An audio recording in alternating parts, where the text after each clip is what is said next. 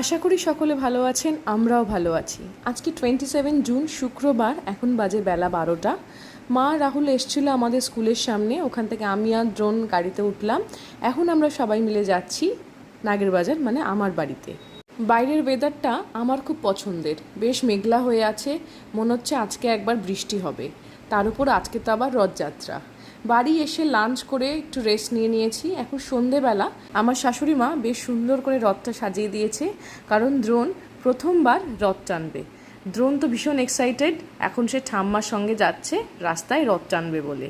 আজকে আমাদের স্কুলেও রথযাত্রা স্পেশাল একটা সেলিব্রেশন ছিল, সেখানেও দ্রোণ তার ক্লাস টিচারের সঙ্গে রথ টেনেছে।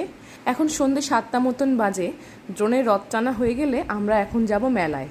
আমার বাড়ির একদম কাছে নাগেরবাজারে বেশ বড় রথের মেলা বসে, আর আমি মেলা ঘুরতে ভীষণ ভালোবাসি, তাই সবাই মিলে এখন চলে এসেছি রথের মেলায়। বাবা শুধু বাড়িতে আছে, আর এই হচ্ছে বিশাল বড় মেলা। পুরো নাগেরবাজার মোড় থেকে শুরু করে দমদম রোডের দিকে এবং যশোর রোডের বেশ কিছুটা অংশ নিয়ে এই মেলাটা বসে। ছোটবেলা থেকেই প্রত্যেক রথের দিন এই মেলাতে আসতাম।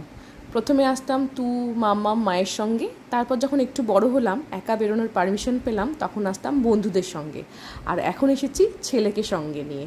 সারা বছর যতই মেপে খাবার খাই না কেন, মেলায় এসেছি, মেলা স্পেশাল ঘুগনিতে একটু টেস্ট করতে হবে। তার জন্য দুই মাকে সঙ্গে নিয়ে অর্ডার করে দিলাম গরম গরম মেলা স্পেশাল ঘুগনি।